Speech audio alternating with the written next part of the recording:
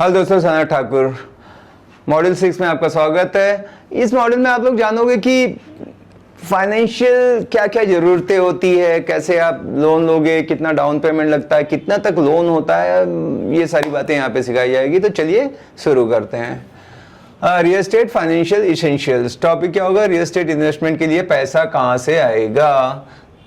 तो सबसे पहले understanding loans, EMIs and interest rate. जो अभी का चल रहा है ये बदलते रहते हैं, दो तरह के होते हैं, फ्लक्चुएट होता है, एक फिक्स रहता है। पर हम देखेंगे अभी ज़्यादातर लोग रियल एस्टेट लेके प्रॉपर्टी खरीदते हैं, ज़्यादातर लोग रियल एस्टेट लोन लेके प्रॉपर्टी खरीदते हैं। लेकिन लोन लेना समझदारी से होना चाहिए। ऐसे लगता है कि वो कुछ नहीं, इसमें भी बहुत सारा फ़ायदा है। सबसे बड़ा फ़ायदा तो ये है कि आप कोई भी लोन लो, या आपको एडिशनल मैं बता रहा हूँ, उसमें आप जो भी लोन लेते हो ना उसके अंदर कमीशन रहता है, जो भी बंदा रिकमेंड करता है। तो कितना रहता है वो?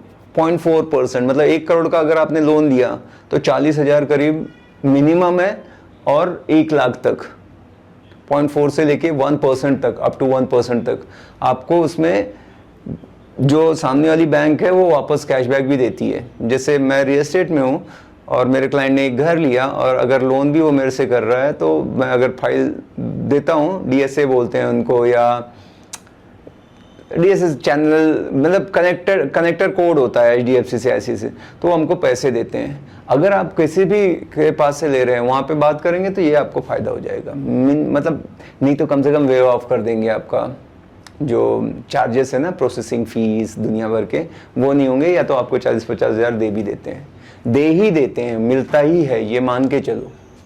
आप एक नहीं 2-3 से, बैंक वही रहेगी जिस भी बैंक से आप ले रहे हो, आईसीआईसीआई, एचडीएफसी, बट ये जो किसी और को जाना था वो आपको पास कर देंगे। मैंने खुद ने कई अपने क्लाइंट को मैं कहता हूँ कि ठीक है सर, हमको इतना मिलता है, अप फ्रंट में बता देता हूँ। वो ब्रोकरेज में निगोशिएट करते रहता है, तो मैं बोलता हूँ सर कुछ नहीं, मैं आपका लोन का काम कराऊंगा, ये आपको पैसा मिल जाएगा। तो बहुत फ़ायदा हो गया ना बैठे बैठे। लेकिन लोन समझदारी होना चाहिए। तो home loan for residential property, ऐसे किस रहते हैं, लोन अगेंस्ट प्रॉपर्टी, लैप बोलते हैं। जो एग्जिस्टिंग समझो आपका घर है और उसके ऊपर आप ले रहे हो तो लैप होता है वो। होम लोन सबसे सस्ता पड़ता है, लैप थोड़ा सा लिटिल ज़्यादा रहता है। फिर आप टॉपअप भी ले सकते हो अगर होम लोन चल रहा है, कोई फर्नीचर वगैरह करना है तो, ठीक है। और कमर्शियल लोन जो रहता है कि फॉर शॉपिस ऑफिस जो भी है उसके लिए होता है, ये थोड़ा सा इसका भी इंटरेस्ट रेट हाई होता है। लैप मतलब कमर्शियल रेजिडेंशियल दोनों पे हो सकता है। एक तो हाउसिंग लोन हो गया, लोन अगेंस्ट प्रॉपर्टी हो गया, और ये कमर्शियल लोन हो गया। अब ईएमआई क्या होता है? तो इक्वेटेड मंथली इंस्टॉलमेंट है ईएमआई का फुल फॉर्म, जहाँ पे आप प्रिंसिपल अमाउंट तो धीरे धीरे आपका कम होता है। इनिशियली अगर आप देखोगे लोन ले रहे हो तो ज़्यादातर इंटरेस्ट का ही कंपोनेंट ज़्यादा जाता है, प्रिंसिपल अमाउंट बहुत कम होता है शुरुआत में। तो प्रिंसिपल प्लस इंटरेस्ट मिला के जो आपका ईएमआई जाता है हर महीने। Use online EMI calculator bank या हाउसिंग पोर्टल पे कि आपको कितना लोन लोगे, कितने साल के लिए लोगे, आपका एज फैक्टर भी आता है, तो कितना ईएमआई आएगा, कितने टक्के पे अगर है तो। नॉर्मल अगर एग्जांपल ले लूँ, अभी जो चल रहा है, 50 लाख लोन लिया आपने, 8.5% पे लिया 20 साल के लिए, तो उसका ईएमआई लगभग 8.5% के हिसाब से 50 लाख पे 43,000 पर मंथ आपको आएगा। तो EMI should not exceed 40% of your monthly income. आप कभी भी देखें कि उससे ज़्यादा ना ले, नहीं तो कहीं ना कहीं आपका लाइफ जो है, लाइफस्टाइल जो है वो डिस्टर्ब होता है। 35-40%, मान लो आपकी 1 लाख इनकम है तो आप ईएमआई कंफर्टेबली अगर देखोगे तो 40,000 करीब भर सकते हो, 35 से 40,000, बशर्ते कि आपने कार लोन, टीवी लोन, ये सब 10 और क्रेडिट कार्ड, पर्सनल लोन ना लिए हों, खाली यही एक है तो। अगला lesson 6.2, down payment and LTV, loan to value. Down payment मतलब डाउन पेमेंट आपको अपना कितना लोन मिल जाएगा, ऐसे सिंपल लेमन लैंग्वेज में समझे तो 80% करीब लोन आपको बैंक जो है, फाइनेंशियल जो इंस्टीट्यूट है वो दे देते हैं। आपको 20% करीब डाउन पेमेंट करना पड़ता है।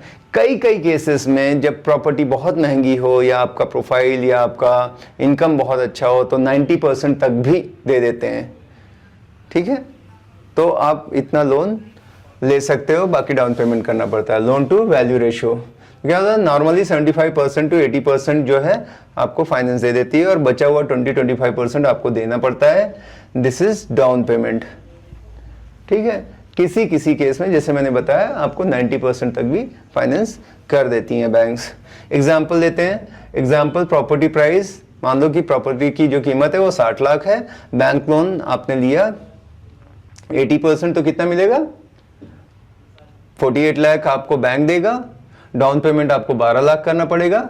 अब यहाँ पर इतना ही नहीं रहता, आपको रजिस्ट्रेशन और स्टैम्प ड्यूटी का पैसा खुद देना पड़ता है, बैंक इसके ऊपर लोन नहीं देगा, ये बड़ा अमाउंट होता है।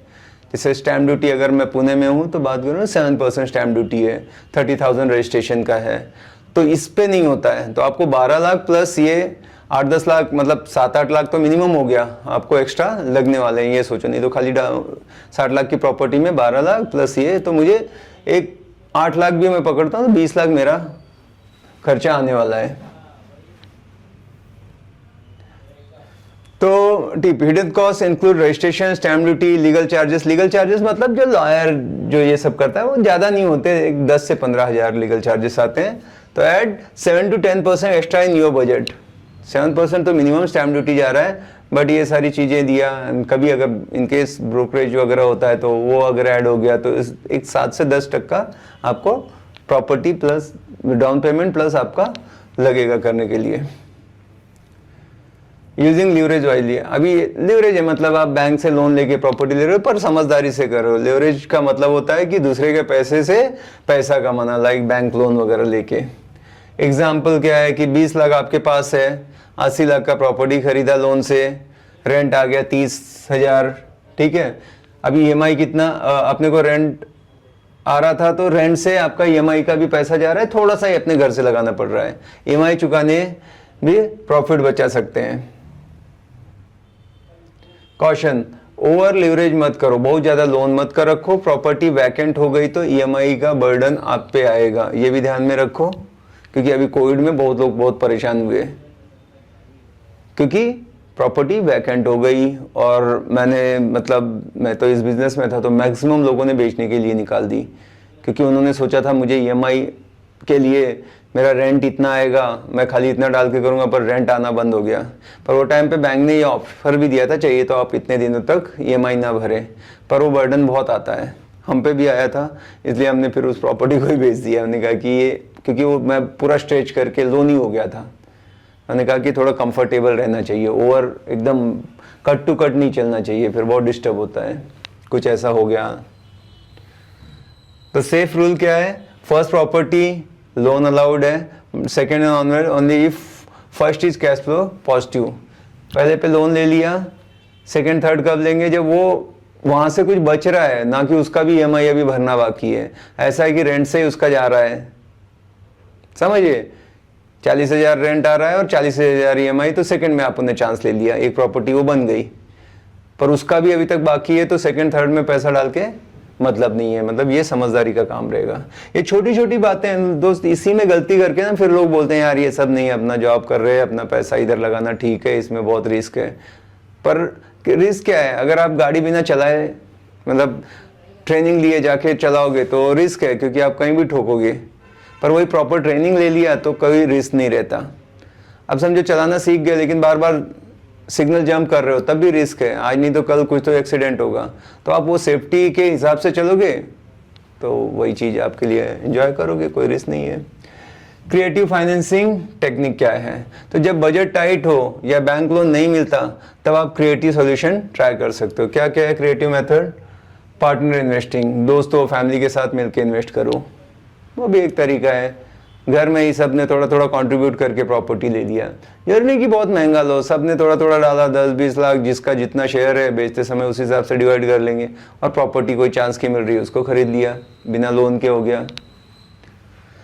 सेलर या बड़ी प्रॉपर्टी में लैंड वगैरह ले रहे हो तो ज़्यादा फायदा रहता है, उसमें ज़्यादा लोन वगैरह भी नहीं मिलता है। अगर आप ज़मीन देखो, एकदम पक्की ज़मीन है, जो कलेक्टर रहने हैं, सारी चीज़ें हैं, वो तो ठीक है, उस पर लोन वगैरह दे देती है, नॉर्मली लैंड पे नहीं होता है, तो वो प्रॉपर्टी में लेकिन फ़ायदा अच्छा होता है। पर छोटा पीस नहीं, बड़ा ले, तो वही अपन ने पूरा फैमिली मिलके थोड़ा थोड़ा करके पूरा एकड़ में 2 एकड़ जैसे भी है बड़ा पीस लिया, तो आप फायदे में रहते हो, क्योंकि लोन नहीं मिल रहा है, खुद अकेले इतना इन्वेस्ट नहीं कर सकते, तो सब ने मिलके पार्टनरशिप में ऐसे खरीद दिया। लीज टू ओन, पहले रेंट पे लो, बाद में बाय ऑप्शन सोचो, वो भी एक तरीका है। प्राइवेट लेंडर्स, एंजल इन्वेस्टर्स, मतलब ये भी हैं कुछ जो देते हैं, हाई इंटरेस्ट रेट है पर ज़्यादा पेपर वर्क नहीं रहता। ये तो नेशनलाइज बैंक का अलग है, पर थोड़ा सा ऐसे केस को भी दे देते हैं, बजाज फाइनेंस है या और भी अभी छोटे छोटे रहते हैं जो कि आपके पास पेपर एकदम ओके नहीं, क्योंकि बिजनेसमैन लोगों का बहुत रहता है टैक्स से बचाना इधर उधर से, तो इतना पेपर पे तो उतना भारी नहीं दिख रहे हैं, बट उनके पास पैसा है, तो वो ऐसे इंस्टीट्यूट थोड़ा सा प्रोफाइल देख के कि बहुत डिफॉल्ट वगैरह नहीं किया है, तो वो चांस लेके आपको लोन कर देते हैं। बहुत ज़्यादा पेपर आपसे नहीं पूछेंगे कि ये भी चाहिए वो भी चाहिए दुनिया भर का, पर वो उनका एक रहता है, वो थोड़ा सा रिस्क लेते हैं, लेकिन वो इस हिसाब से इंटरेस्ट भी आपसे थोड़ा ज़्यादा चार्ज करेंगे। ये सब ऑप्शन तभी ट्राई करो जब आप लीगल स्ट्रक्चर और रिस्क समझ रहे हो, पर कोई भी चीज़ है ना, उसके लीगल कॉन्सिक्वेंसेस क्या हैं, अगर नहीं किया तो फिर क्या क्या करेगी बैंक, जब्त कर लेगी, ये करेगी, उसके बहुत तरीके रहते हैं, वो समझ लो। और सारे रिस्क वगैरह कितना है वो समझ के ही करो कि कोई गलत तो नहीं कि नॉर्मल बैंक नहीं दे रही है, मैं लेने जा रहा हूँ, ये देने को बैठा है, पर वो जमीन सही है क्या, या मैं भर पाऊंगा, देने वाला तो दे दिया, मुझे 100% बोल रहा है मैं दे दूंगा, लेकिन बाद में लोन तो भरना अपने को, कल को कुछ हो जाए तो क्या है। ठीक है, तो मॉड्यूल 6 में हमने समझा कि लोन स्मार्टली लो, ईएमआई मैनेजेबल होनी चाहिए, ऐसे नहीं कि आपका वैकेशन नहीं जा रहे हो, घूम फिर नहीं रहे हो, तो फिर उसके लिए भी तो लाइफ में चाहिए ना, खाली पैसा ही सब कुछ नहीं है। तो एक कैलकुलेटेड जो है वही आप लोन अमाउंट लो, ईएमआई लो, अननेसेसरी ज़्यादा बर्डन मतलब। एलटीवी और डाउन पेमेंट का एस्टिमेट पहले से रखो, दोनों समझ के चलो कि कितना मेरे को लोन देगा, कितना डाउन पेमेंट लगने वाला है। Leverage is tool, use it wisely, है ना, मिल रहा है करके कुछ भी उठा लिया, कहीं भी ले लिया, क्योंकि उतना फिर समझ में नहीं आ रहा है। लोन लेते समय तो आप ले लिए, बाद में ईएमआई भरना पड़ता है, ये थोड़े दिन के लिए नहीं है, 20 साल बहुत बड़ा टाइम होता है। इतना फास्ट चेंजेस आ रहे हैं, कंपनियां रहेंगी नहीं रहेंगी, एआई आ रहा है, कितना आगे प्रॉब्लम रहेगा, पर हम उसके बेसिस पे ले लिया, तो वो सोच के लो 10 बार। क्रिएटिव ऑप्शन भी एक्सप्लोर करो अगर ट्रेडिशनल फाइनेंशियल टफ लग रहा है, अगर मतलब नॉर्मल बैंक नहीं दे रही है, आपका प्रोफाइल वैसा नहीं है बिजनेस दिखाने में या कुछ है, तो आप थोड़ा सा दूसरे भी फाइनेंस इंस्टीट्यूट के पास जा सकते हो, आपको लग रहा है कि प्रॉपर्टी की वर्थ अच्छी है, आगे चल के इसमें कमाई हो सकती है। तो यहाँ पे ये मॉड्यूल खत्म होता है, मिलते हैं अगले मॉड्यूल में। Thank you so much.